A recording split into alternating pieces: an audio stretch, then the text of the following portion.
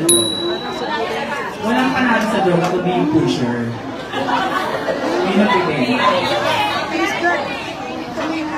Yung presidente, kapag presidente ka, dapat hinay-hinay lang. Pinunguslado! Hinay-hinay lang kasi isa rin natitira. Nakukuha na ng picture. Tapos, kapag tutorial kayo, magagawin niya kasi mula sa yung kaiba mo nandito na dito mo, nasa rin. Ganito ka mo walang tulog.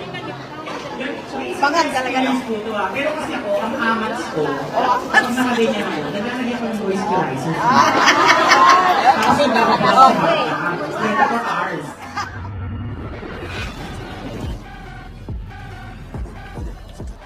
Miss Dimos Calvin!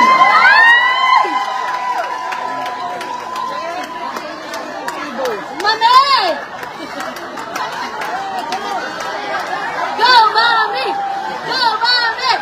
Go, Mami!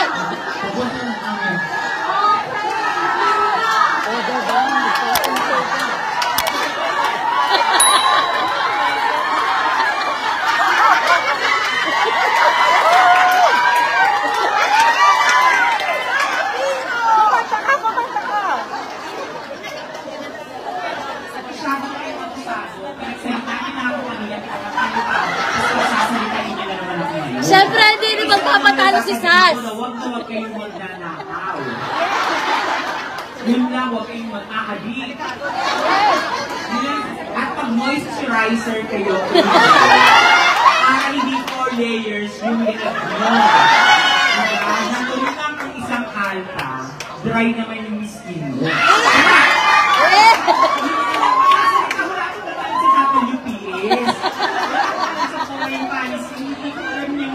Pinagagawang dagat na yan dahil yung dagat, hindi ko pa nakakain. Chururut! Isa alam ko lang, mahal ko yung mga OFW. Dati nito ako, kaya nito ako kumalina, dati nito ako OFW, pero mas kayo magan, ako maligan. Overstay ako for 17 years. Diba? Chururut! Chururut! Nakahanap sa akin ng immigration ng Tokyo, napagod sila. Isang araw, punta ako ng immigration, sabi ko, susuko na po ako. Sabi nila, bakit? 17 years na po ako nakahanap. Hindi niyo ako makita. Sabi nilang gano'n, o sige, salamat ng marami. Ngayon, magbigay ka ng date kung kailan mo gusto mag-uwi. Yun yung amnesty kasi yun sa Japan, na kapag sumuko ka, magbibigay ka ng date kung kailan mo gusto mag-uwi. So, 2 months po yung hiningi ko. Sabi ko, bakit naman 2 months? So, wala po akong naipon for 17 years. Kasi nag-droga po ako na nag-droga. Ganun po yung mangyayari. Sa loob ng 6 na taon, kapag nag-droga ka na nag-droga, wala kang magagawa sa Pilipinas. Yes! Yun ang experience ko eh. Yun ang experience ko sa buhay. For 17 years, suminhot ako ng suminhot. Walang magandang pumasok sa utak ko. Pati yung mga magulang ko, nakalimutan kong padala ng pera. Nalako ka pa ng wine. Pero yung wine, bote yung inahabol ko. Wine glass. Sorry, kachipan yung wine glass yan. Sa akin ko ng moe. Hindi yun po talaga. Once na nag-drugs ka, ako based on my experience, poko kasi ako sa Japan. Karamihan ng mga naging customer ko, yung dating kasi ng ganda ko, hindi pang girlfriend, pang kabit. Pang mistress. Pang mistress. Tapos karamihan naman hindi ko sa akong may lakusa. So meron ako isang siguro ng boyfriend ko. Ano siya? Drug. Seryoso kayo? Atay lagi. Kaya siya yung sinagot ko, libre. Yeah! Pero sa ulang ko ha, walang mananalo sa droga. Walang panalo sa droga kundi yung pusher.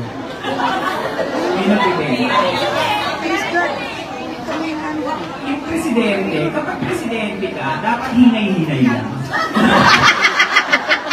Pinungos natin. Hinay-hinay lang kasi minsan may natitira. Nakukuha na ng picture. Tapos, tutorial kayo. Magagawin niya kasi mula sa yung kaiba mo nandito na. Dito mo, nasa rin. Hindi mo walang tulog. Bangag talaga no?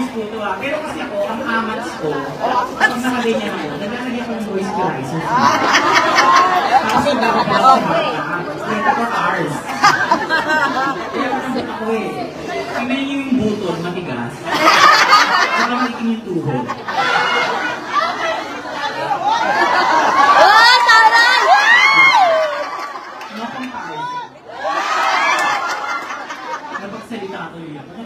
Chururut!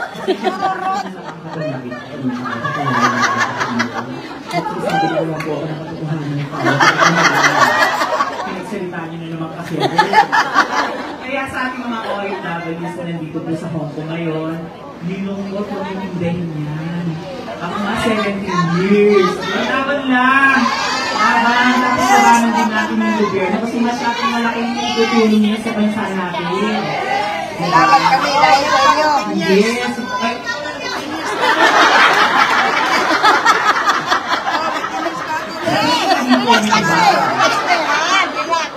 Okay po. Maraming salamat po sa mga imbita sa amin dito sa Hong Kong.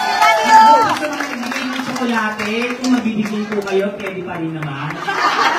Tumakas na nga yung diabetes. Kung tsokolate pa yung mabibigay sa thank you, kuya. Huwag mo na akong tatawagin, kuya. Maraming salamat po. Maraming salamat po.